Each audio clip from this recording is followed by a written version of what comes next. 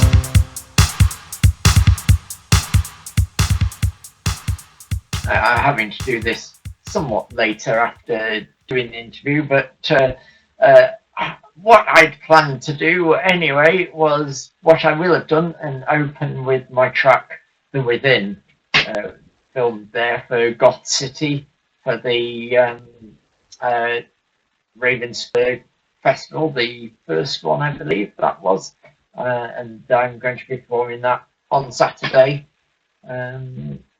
So that's that. Interesting, exciting thing. Let's have now a bit of Byronic Sex in Exile, the track just released today. Eurogoth, I believe, is the one. So he's also joining me on Saturday. So come along and have a look at that being performed, hopefully. And get on with a bit of Byronic Sex in Exile.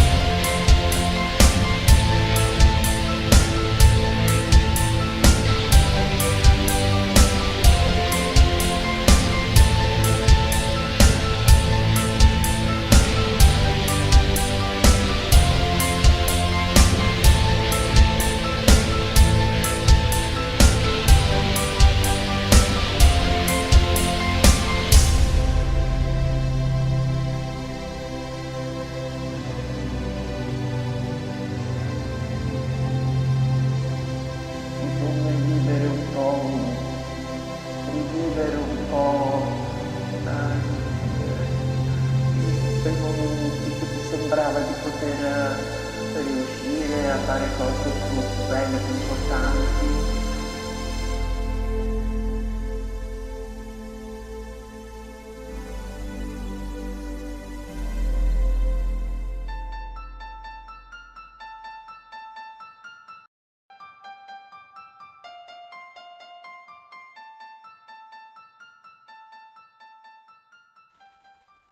So that was Byronic Sex in Exile with Eurogoth.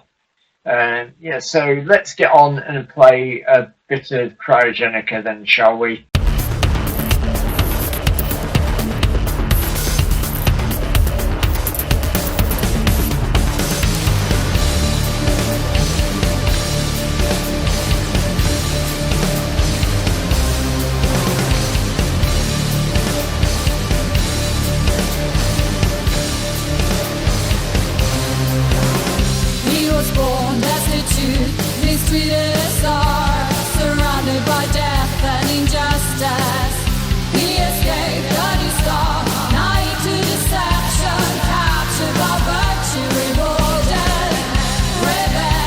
Yeah.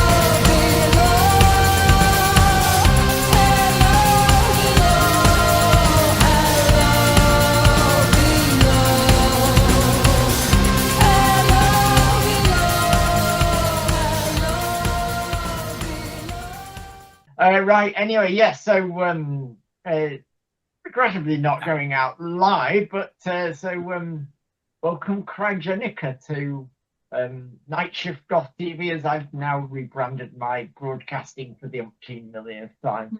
This is the third episode of it, which previously kicked off with Catherine Blake of Miranda Sex Garden, Medieval Babes, and Witching. Nice.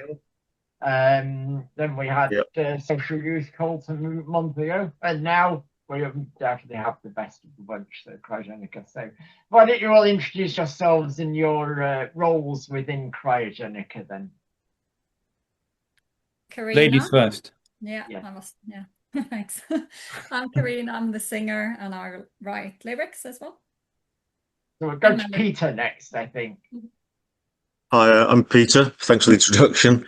I've been with Cryogenica since January 2023, possibly, maybe 22, I'm not sure. And I play bass and sweep up and make the tea occasionally. So, John, what we got? I play guitar and keyboards, and I guess I'm the primary songwriter. And Django is the last but not least. Yes, I don't know actually how long I've been with Cryogenica, but quite some time in different iterations. but I'm the drummer. Some recordings, but mostly live, if it so happens. So yeah. So Cryogenica formed. It's getting on for 20 years ago now, isn't it? Is it really that long? I think Is it? I said it's getting on for. I didn't say it was. It kind of feels like that on times. Yeah. Anyway, so you've been fusing the sort of industrially kind of thing with the sort of dark wave gothy thing. So, is there anything that's? I mean, obviously, I'm sure you've been asked all manner of questions about the start beaters. You've been around a fair few years, but was there any sort of philosophy behind that idea of fusion, or did it just come naturally when you started making music? Oh, good question. What is it? It's trying to be like somebody else. I'm thinking like, what would Gary Newman do? What would Trent Reznor do? What would Andrew Eldritch do? And then try and fuse it all together into something that sounds half decent, and then putting some vocals and lyrics on it, and then fusing it all together and see what happens. There's no real master plan. It's kind of an idea that sort of formulates and let it gestate, and then hopefully it'll turn into something that we want to bash out live and sounds good recorded, and hopefully people will listen to. That's the theory. Sadly, there's no great master plan. It's just, if it sounds good and it sort of gels and it fits and everyone's happy with it, we roll with it. I think there is a really nice combination of that sort of slightly more gothy tinge with that sort of somewhat stricter nature. Do you think there is a certain sort of strictness introduced by the sort of more electronic things that get introduced? I kind of think that was seen, as much as I love the Sisters and the Nephilim and the Mission, I grew up with them from the 80s. We're in 2025. When writing the music and the guitars and the keyboards, there's like 40 channels full of different pads doing different things and guitars doing different things. And then we put the vocal on, and we have vocals panned everywhere. So when you listen to it, you kind of have like this oral experience. So everything sort of starts here and it's panned. When you listen to it, it's like you're immersing yourself in it.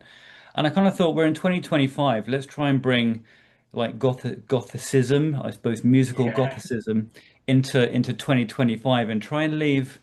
I love the 1980s, and more importantly, the 1990s, definitely, without question. But that's been done a lot, I don't know how to do it in 2025, but let's try and sort of bring it further into the now rather than labor in the past, which has been done. But I don't know if we succeed. That we try, but I don't know. Maybe I thought it would, which is why we are talking. Which is kind. Thank you for having us. Yeah.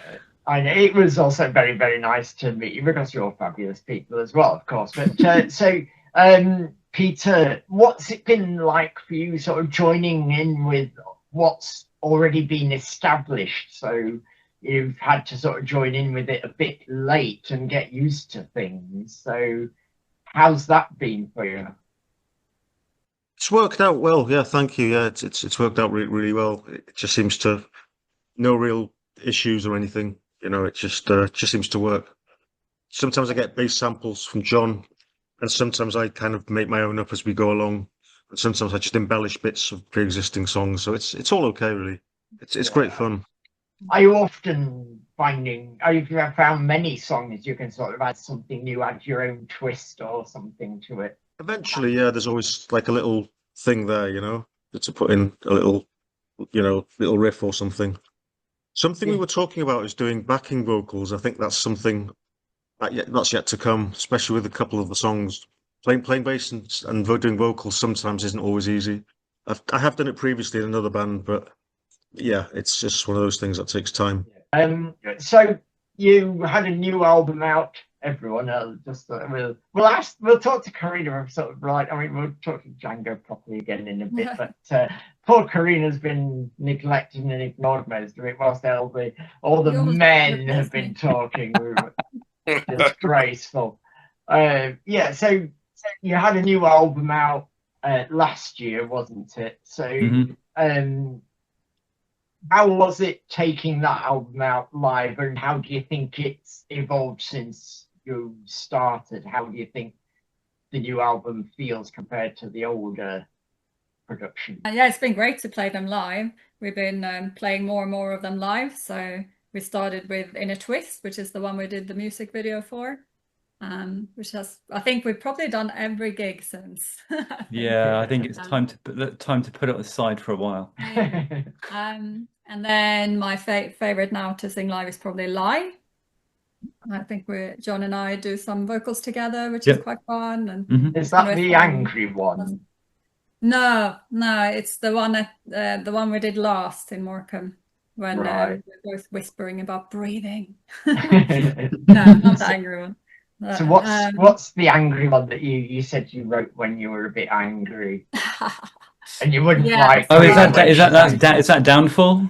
Downfall, I think. Yeah. So I don't know. Yeah. So I'm a teacher, and I was quite angry once when I came home. I don't want to get into too much details. I didn't want to give it away too much, but it's sometimes. You feel angry with, I guess, how things are going. It doesn't quite go as you want, or you kind of want to teach and you want the students to just listen and do the work, and that doesn't always happen. So I had some classes that were a little bit tough, and I chose that as inspiration. Do you find that is a really handy thing, that sort of the band can act as that outlet for those feelings? You can release things that are perhaps pent up inside. You find that as the sort of person at the front and performer, if you like. I mean, I know we have sort of considerable performance actually from John on guitar, but do you find as a performer that doing that is a good way to release? Yeah, I think I find it more fun. So we have some catchy songs when I'm lighter, and then it's fun to have some that's a little bit more angry, and I can kind of put an angry tone on. But maybe it's some kind of release during stage, but I don't think I feel that angry while I'm on stage. So I have to kind of just put it on. Ignored Django for a while. So how do you feel it's been performing, like the new album, for example? How you felt it's been going, and any songs that you found kind of a little bit trickier to do than most? I did the new album. I haven't played anything live yet, so the gig so far, the new album was without drums, and I mean, luckily, John and Karina and the band is very flexible, so the music works without drums if there's more like a performance happening, and if there is like a full backing line, and then drums can and luckily that works very well. I don't think there's anything that is particularly difficult, but the reason for me for joining was I wanted to play with a backing track and a click track. I've never had done that before. And Cryogenica also, they had a link with Killing Joke, which is actually something that I really was interested in. And And the band has gone through different iterations, and now the backing track is back when we play live. And I think it is in September that we do a gig in Dublin Castle, and that will be one with drums again. So we'll choose some songs that will work well with drums, and I'm sure there will be some of the new album. And we'll see how that goes down live. But other gigs have gone quite well, so it's nice for everybody, I think, to have the variety as well as the options to play with a 4-piece or a 3-piece or even 2, I guess. Any tracks in particular that you're looking forward to doing? Well, not so. I thought actually I remember that we opened once with Topaz, which was, I think, a very cool tune to open the set with. But I'm sure there's others as well. And I remember actually Together, I think, was the first song that I ever played when the lineup was still 2 guitars and a singer and a drum. So and I enjoy that as well. So, but there's many songs that work well. And we always sit together. It's a pretty democratic process. But also, I mean, it's easy to land on songs that work well with live drums, and others maybe better as a 3-piece. So we never have long debates. It's always a quick decision, and off we go. So do you think there's any cover songs that you might sort of feel you need to do in the future or anything? Yeah, there's loads. Yeah. And do you think when doing a cover, is it important to just try and find something that fits in, or maybe try and find, as I do, which is obviously the superior method, but something that offers a considerable contrast to everything? Is there any sort of preference there? Good question. Have to change it, isn't it, brother? Yeah. We were talking about doing The Chain by Fleetwood Mac, or I was sort of prompting it occasionally. But it's one of those things where I think the motor racing is coming on, though. Yeah, well, yeah, exactly. But we've got a bass player who can definitely pull it off. But then I kind of thought, going through it, I thought, my God, it's really complicated. As in, it's really, really bloody hard. And I thought doing Faithless as Insomnia would be really fun to do, but again, lyrically, it's a bit awkward for Karina. So not a lot in there, it is. But... Yeah. Definitely not doing a Nine Inch Nails cover. That'd be too weird. To change it enough. Maybe. Yeah. I'm sure Karina would love to do Closer to God. I'm sure we tried doing Closer very drunkenly at what was it? Karaoke at the Slime Night. Yeah. That was. I mean, to be fair, the Gary Newman one when we did Rip, that was fairly that was fairly close to the original. Yeah. But and then Karina added her bit over the middle, which really worked quite well. Then we did a Depeche Mode cover, God, years ago, that I think we played live once about a decade ago. But yeah, it's been sort of hanging on the dust shelf for a long time. I think the problem is, John, you guys just write too many good songs that are originals. Why fall on?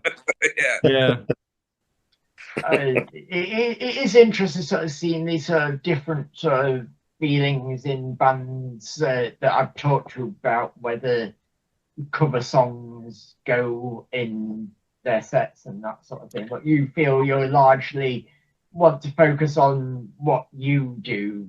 Yeah, I like doing covers. I think they're a lot of fun. But again, when you're a paying audience, you're paying to see a band in theory doing original stuff. Having an A cover at the end, I think is actually quite a good idea, because it kind of it's like like Inertia did, I think, the Peter Gabriel cover, which was really good, and it kind of you juxtapose the original stuff with the cover stuff, and you have that sense of fun, which really at the end of the day is what it's all about.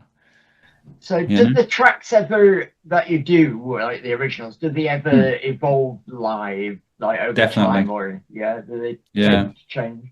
They get heavier and louder.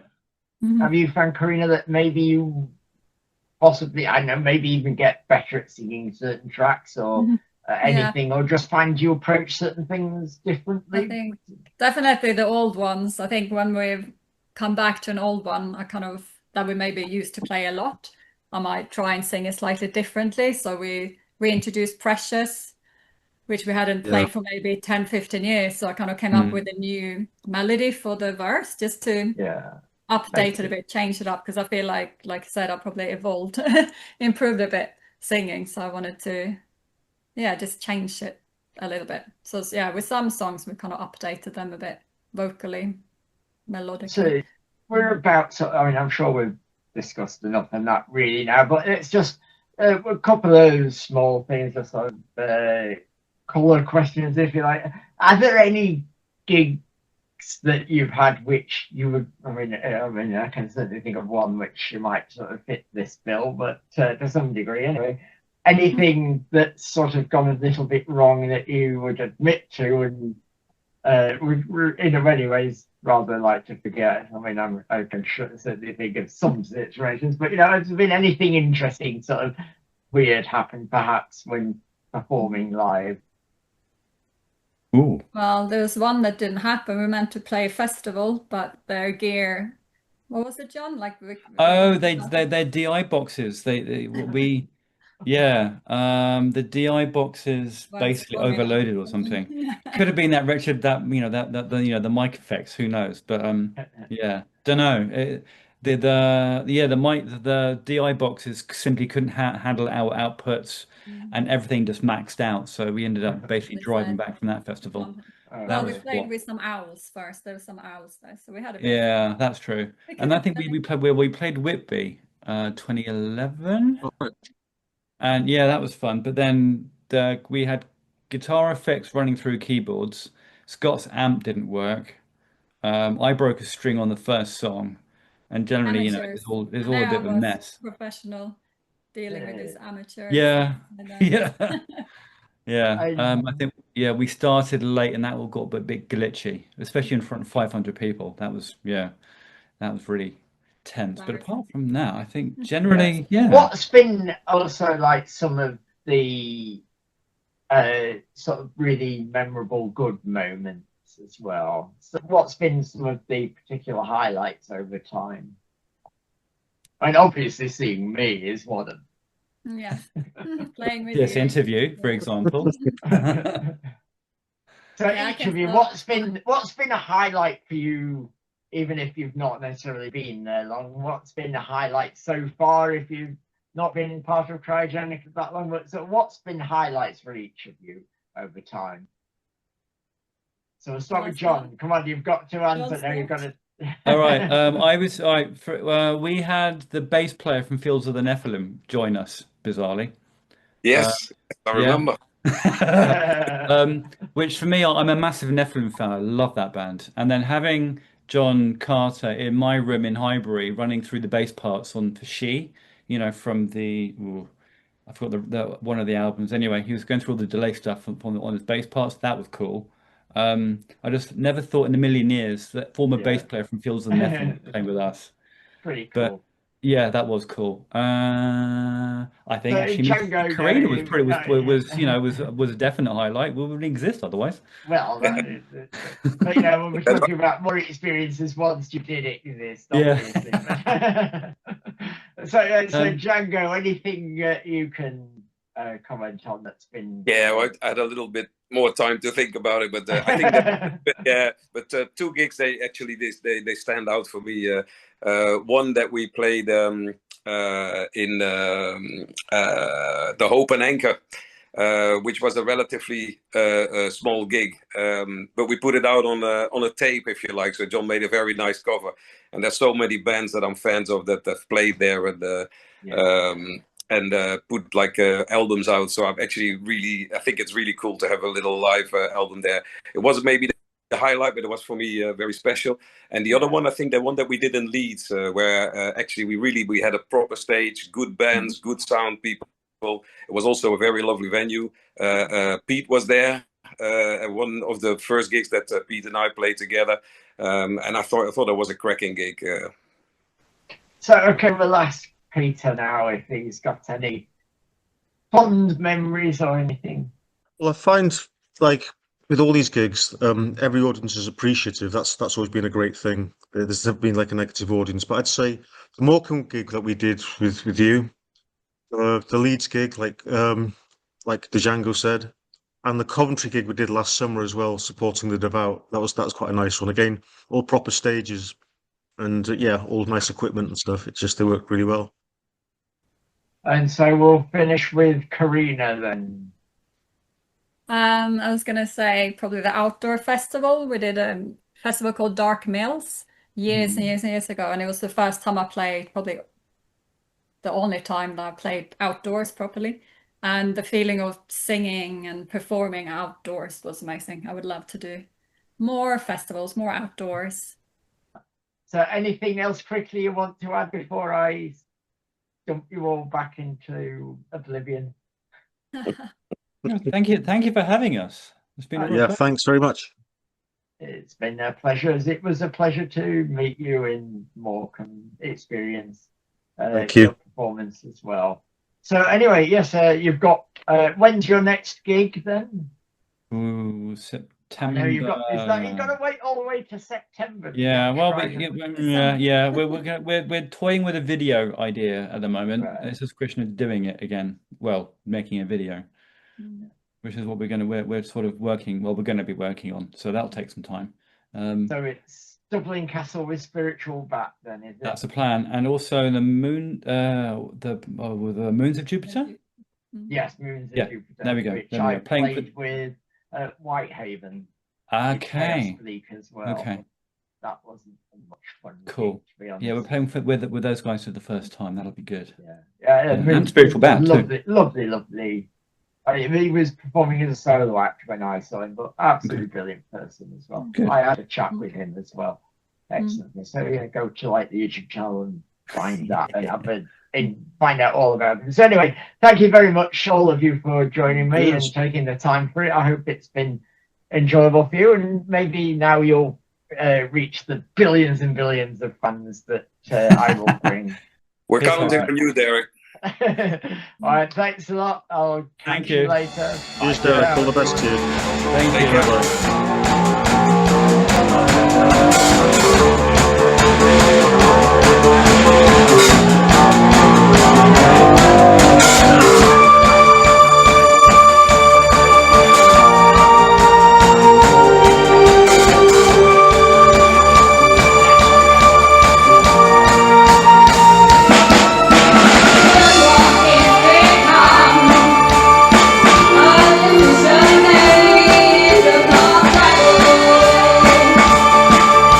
Your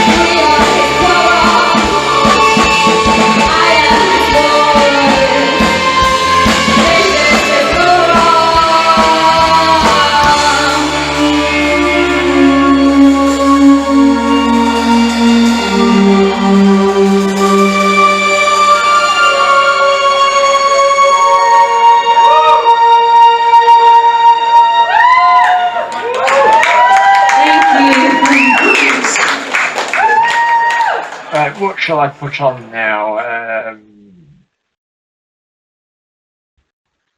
No idea. I might just finish actually. You know, it's kind of been a little of it. I'll find something to put on. I'm just whatever it is, enjoy it, and hopefully everything is all great, and you'll come along to the gig on Saturday. So yeah, that basically, and hopefully by next time I'll get things working properly again. So enjoy whatever it is I put on now. And I hope you've enjoyed me in sort of nice sort of the stat meets Jareth mode. Alright, goodbye. Unfortunately, this is something that every single woman I know can relate to. It is called Something Has to Happen Now.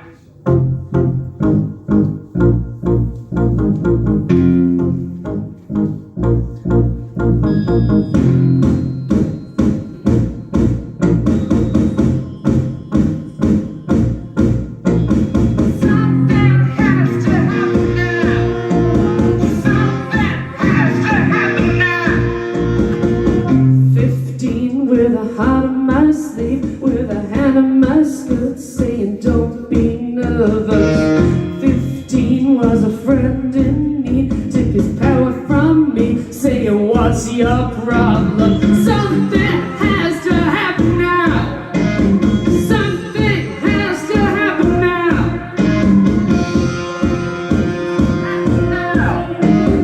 Something has to happen.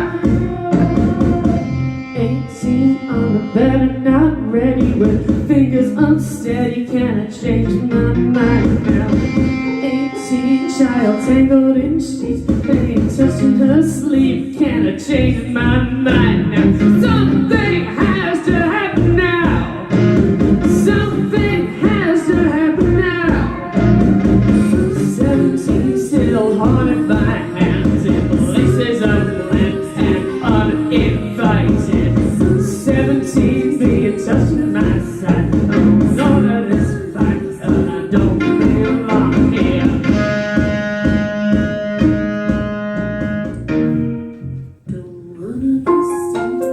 With a gentleman who's gentle, telling me I'm special, feeling like a precious metal. Happened to me, it can happen to us. If you tell it it's time, then I'm ready to trust no one.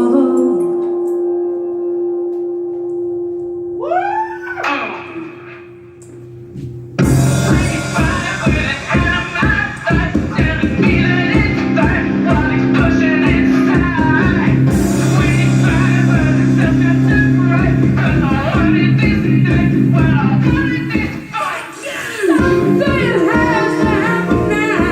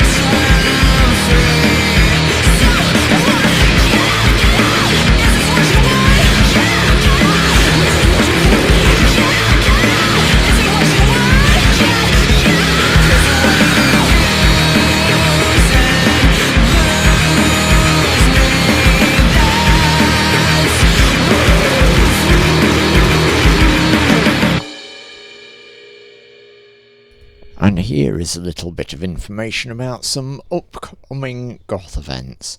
So enjoy all this info.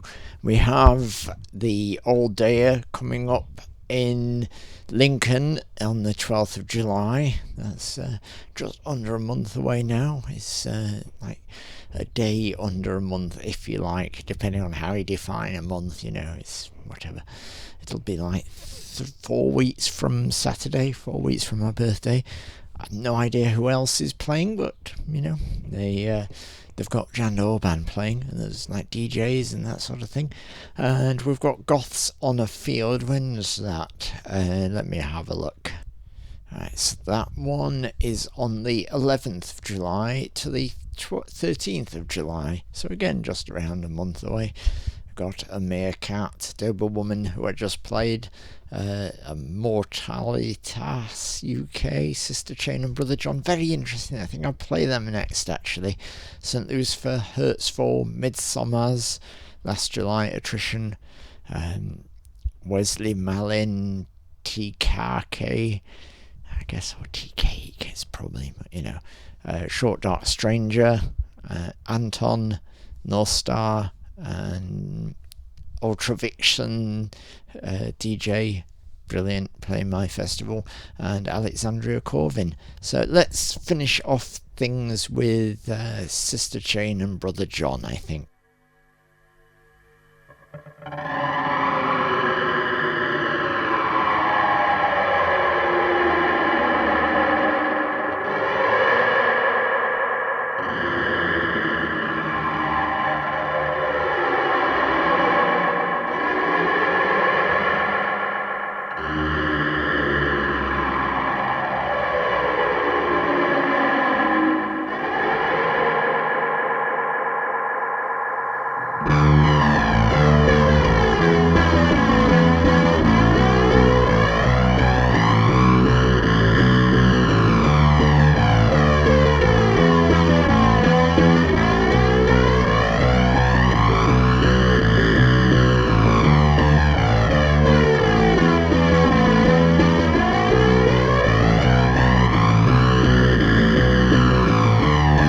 Satan said, bite yourself,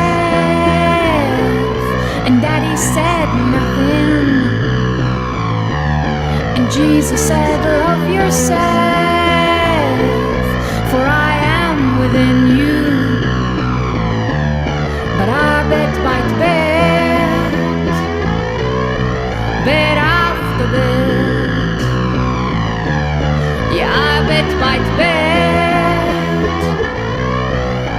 after bed.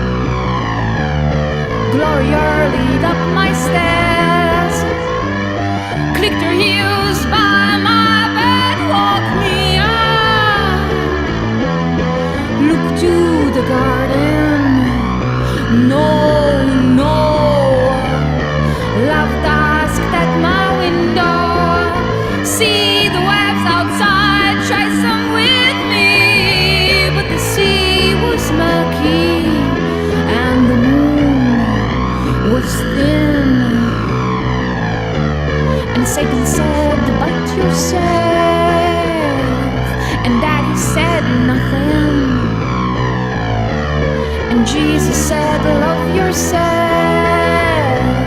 for I am within you. So I bit by